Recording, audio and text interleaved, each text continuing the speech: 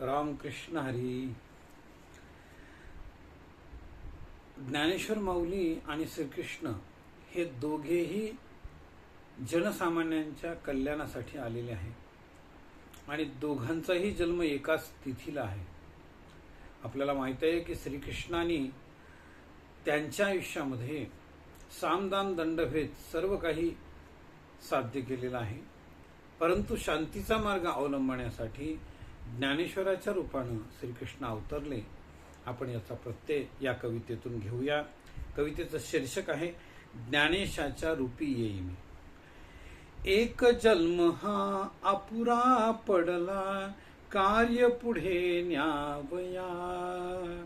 ज्ञानेशाच्या रूपी येई मी, ओव्या सांगाया.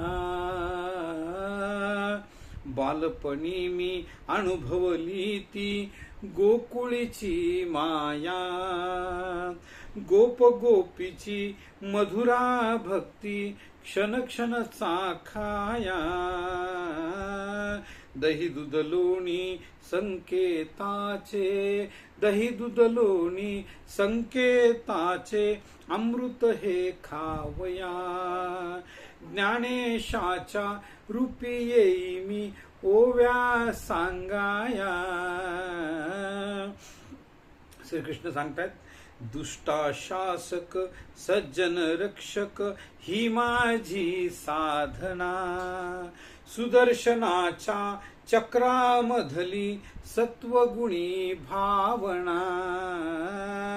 खळ निर्दाळन दुष्टाशासन, खळ निर्दाळन दुष्टाशासन मन शुद्ध व्हावया.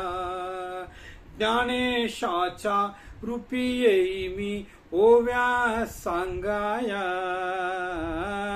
युद्ध टळावे मंगल व्हावे, यत्न पडे तो कडे. अशी भावकी साधून कारे, घ्या शांतीचे धडे. सुईटोकावरी भूमी न देई, सुईटोकावर भूमी न देई ही वृत्ती साराया. ज्ञानेशाच्या रूपी येई मी, ओव्या सांगाया. कुरुक्षेत्री मी पार्थ सारथी, धर्मा जोडी हात. हतबल झाला गुरु बंधुनी, पार्थ बघे तो तात. गीता तत्व हे विश्वरूपी मी, गीता तत्व हे विश्वरूपी मी, सिद्ध पुरुष व्हावया. ज्ञानेशाच्या रूपी येई मी, ओव्या सांगाया. यदुकुलवंशी यादवी पिकली, जड होई भ्रुकुटी.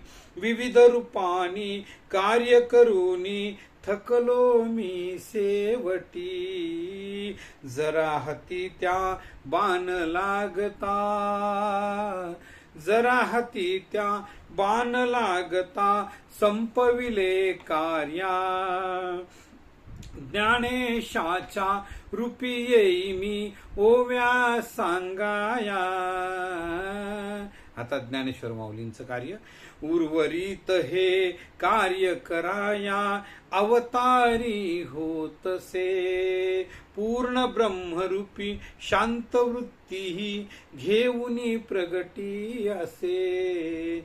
अमृत अनुभव सोपी करुनी, अमृत अनुभव सोपी करुनी गीता समजावया.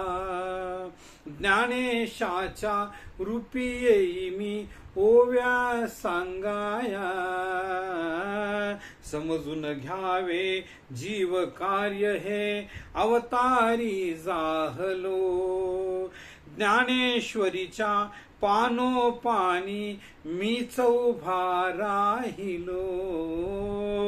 पसाय दाणी विश्व सुखाचे, पसाय दाणी विश्व सुखाचे दान मागी सर्वेशा. ज्ञानेशाच्या रूपी येई मी, ओव्या सांगाया. एक जन्म हा अपुरा पडला, कार्य पुढे न्यावया. ज्ञानेशाच्या रूपी येई मी ओव्या सांगाया. ज्ञानेशाच्या रूपी येई मी ओव्या सांगाया. ज्ञानेशाच्या रूपी येई मी ओव्या सांगाया. काव्य आणि वाचक स्वर दिलीप देशपांडे, चारठाणकर, परभणी. धन्यवाद.